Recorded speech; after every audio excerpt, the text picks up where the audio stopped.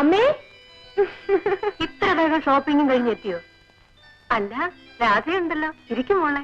അമ്മേ, രാധ ചേച്ചി കാരണം ഞങ്ങൾക്ക് 6 രൂപ ലാഭം. എങ്ങനെ? ഓട്ടോറിക്ഷ വിളിക്കേണ്ടി വന്നില്ല, കാറിൽ കൊണ്ടുവന്നാക്കി. ഇവരെ കണ്ട കാരണം നീ ഇവിടെ ഒന്ന് വന്നല്ലോ മോളെ. അയ്യോ അമ്മേ, രാധ ചേച്ചി അങ്ങനെ ചുമ്മാ അവതാരം കാണിച്ചു വന്നല്ല. കാണാൻ കൊള്ളാവുന്ന ഒരു ചേട്ടൻ ഞങ്ങൾക്കുണ്ട്. അദ്ദേഹത്തെ കാണാനാ ഇദ്ദേഹം വന്നിരിക്കുന്നത്. ഒന്ന് ചുമ്മാതിരിക്കടി, ഈ പെണ്ണിന്റെ നാവിന് തീരെ എല്ലില്ല. ഇനി ഞാനിവിടെ വരില്ല. രാധ ഇവിടെ വന്നില്ലെങ്കിൽ ഞങ്ങൾ അവിടെ വന്ന് കൊണ്ടുപോരില്ലേ? ചേട്ടനെ കൊണ്ട് താലി കെട്ടിച്ച്. എന്താണ് ഇവിടെ ഒച്ചയും ബഹളവും? ചേട്ടനെ കാണാൻ ഒരാൾ വന്നിരിക്കുന്നു. അഡ്വക്കേറ്റ് മേനോന്റെ മകൾ രാധ. മിസ് രാധ എന്തിനാ വന്നിരിക്കുന്നത്? വഴിയിൽ വെച്ച് ഇവരെ കണ്ടു. ആ അമ്മേ, ഞാനൊന്ന് പുറത്തേക്ക് പോകും.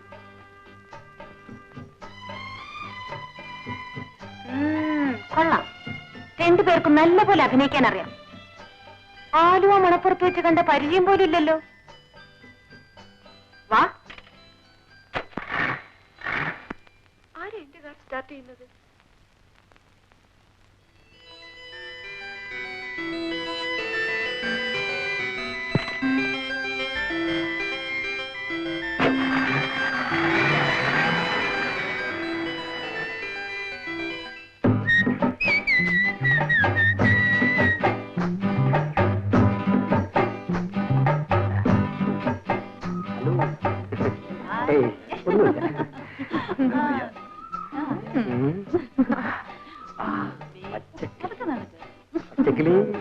What is your name?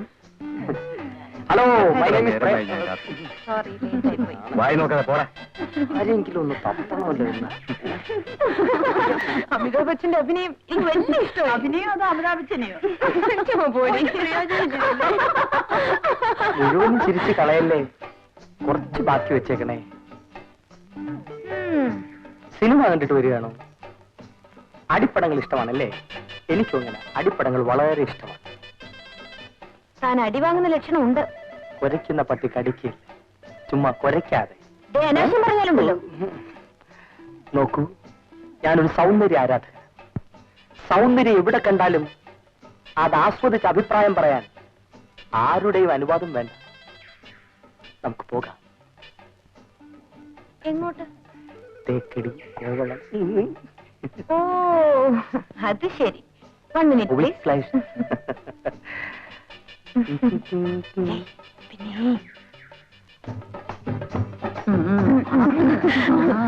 Okay, oh, thank you.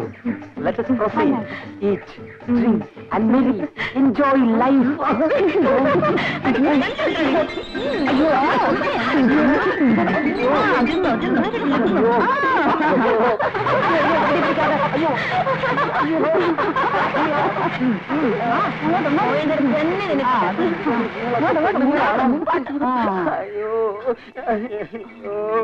Sir വന്ന് നന്നായി. ഞങ്ങൾ അങ്ങോട്ട് പുറപ്പെടുമായിരുന്നു. എന്താ കാര്യം? ഈ മനുഷ്യൻ ഞങ്ങളോട് മര്യാദകേടായി സംസാരിച്ചു സാർ. അയ്യോ, പച്ചക്കള്ളമാണ് സാർ. എന്നെ കണ്ട അങ്ങനെ തോന്നും.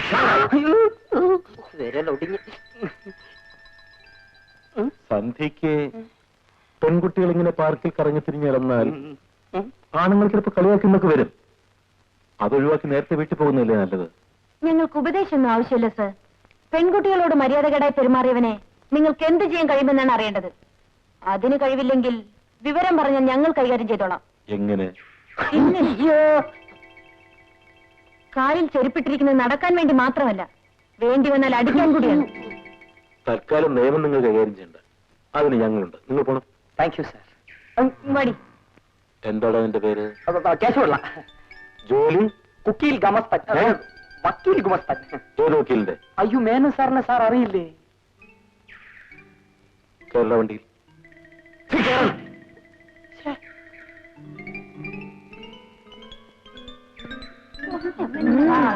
ചുമ്മാ വിട്ടാലേ തലേ കയറി കളയും.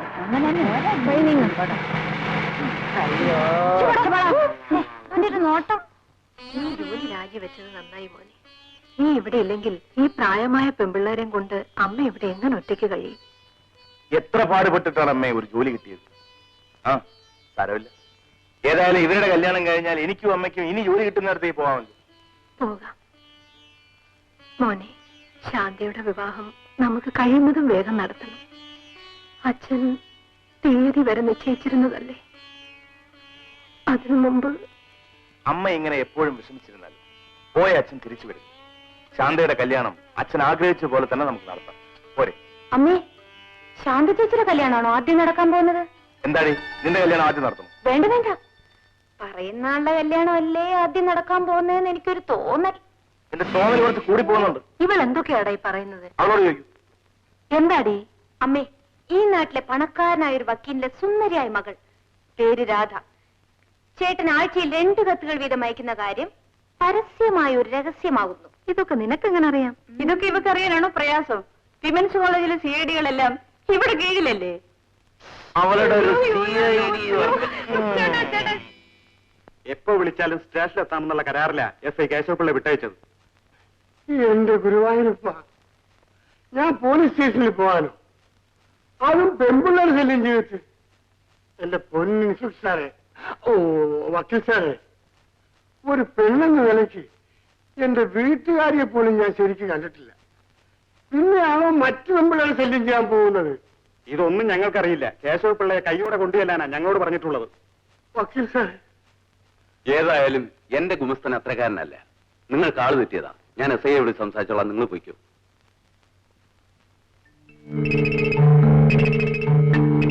ഗുരുവായൂരപ്പ,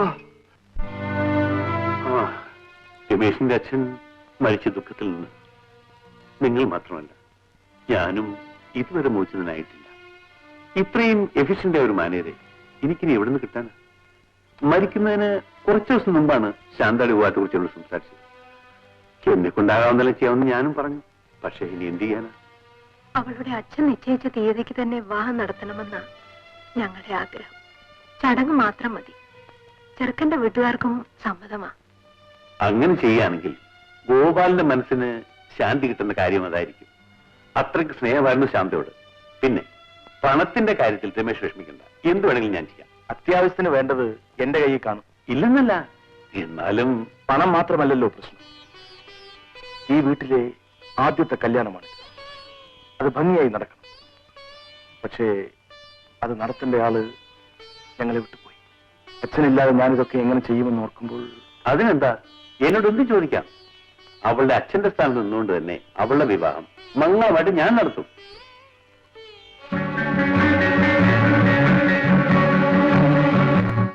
അല്ല, ഈ പെമ്പിളര് വളരുന്ന ഒരു വളർച്ചയെ ഫ്രോക്ക് വിട്ടുകൊണ്ട് ഇതിലേ കളിച്ചിടുന്ന പെങ്കൊച്ചാ നോക്കി.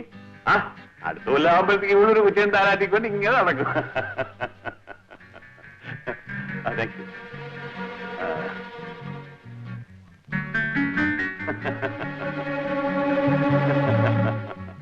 ഗോപാലിന്റെ മകളുടെ വിവാഹം കമ്പനി ചെലവിൽ നടത്തേണ്ടത് നമ്മുടെ പ്രസ്റ്റീജിന്റെ പ്രശ്നമാണ്. പ്രശ്നത്തിന് വേണ്ടി ഇത്രയും വലിയൊരു തുക ചെലവാക്കണോ? എടോ ഡിസൂസ, താൻ ഇത്രയ്ക്കും മധേനാണ്. ഉണ്ണിത്താൻ ഒന്ന് കാണാതെ മറ്റൊന്ന് ചെയ്യില്ല. അതെ, ഇല്ല മറ്റേ വർത്താനം പറയുന്നത്. നിങ്ങൾ അറിയാത്ത എന്തെങ്കിലും രഹസ്യം എനിക്കുണ്ടോ? അതില്ല. പക്ഷേ അവരിങ്ങോട്ട് ആവശ്യപ്പെടാതെ അങ്ങോട്ട് എന്ന് കല്യാണം നടത്തി കൊടുക്കാമെന്ന് പറഞ്ഞതിലാ ഞങ്ങൾക്ക് സംശയം. എന്റെ പൊന്നു മുതലാളി, വല്ല പ്രത്യേക ഉദ്ദേശം ഉണ്ടെങ്കിൽ എന്നെ ഈ കാര്യത്തിൽ ഇടപെടുത്തരുത്. അന്നത്തെ അടിക്ക് 2 അണപ്പല്ല ഞാൻ വിഴുങ്ങിപ്പോയത്. വേണ്ട. എടോ ശേഖർ, ഉണ്ണിത്താൻ എന്ത് ചെയ്താലും നമ്മൾ അറിയില്ലേ? പിന്നെന്താ? ആ, അപ്പൊ അതുവരെ ആ കാര്യം സസ്പെൻസിൽ ഇരിക്കട്ടെ. ഓഹോ, സസ്പെൻസ്.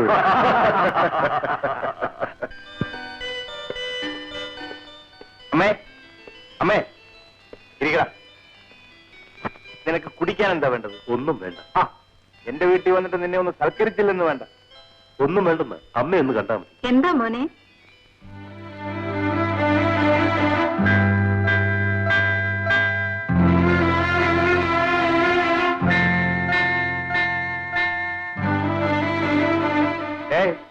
നിന്റെ കാക്കിക്കുപ്പായം കണ്ട അമ്മ പരിഭ്രമിച്ചെന്ന് തോന്നുന്നു. അമ്മയെ പേടിക്കുകയൊന്നും വേണ്ട. പഠിക്കുന്ന കാലത്ത് ഞാനൊരു ഗോപിയെ പറ്റി പറയാറില്ലേ? ആ ദരിദ്രവാസിയായ ഇൻസ്പെക്ടർ രൂപത്തിൽ ഇപ്പൊ ഇവിടെ വന്നിരിക്കുന്നത്. കേട്ടോ അമ്മേ, കോളേജിൽ വെച്ച് ഇവൻ ഞങ്ങളെ വാചകം അടിച്ചു വധിക്കും. ലാത്തി ഗോപി എന്നാ വിളിക്കാറ്. ഇപ്പൊ ഏതാണ്ട് സംഗതി ഒത്തു വന്നു. വെറുതെ ഇല്ല. അമ്മ ഇരിക്കും അമ്മേ. പോലീസ് സ്റ്റേഷനിൽ പോയാൽ ഇവനെ ബഹുമാനിച്ചേ പറ്റൂ. പക്ഷെ ഇവിടെ വേണ്ട. അല്ല മോനെ, എന്തെങ്കിലും കുടിക്കാൻ? അമ്മ ഇരിക്കൂ. ശാന്തേ, ശാന്തേ, മോനിവിടെ വന്നിട്ട് എത്ര കാലമായി? കുറച്ചു തന്നെ. നോക്കുകയൊന്നും വേണ്ട, എന്റെ സഹോദരി ശാന്ത. ഇത് ഇൻസ്പെക്ടർ ഗോപി. നമസ്കാരം. നമസ്കാരം. മോളെ 2 കപ്പ് കാപ്പി. ഇവിടെ വാടി. ഇതാണ് ശോഭ. ആള് വലിയ കാന്താരിയാണ്.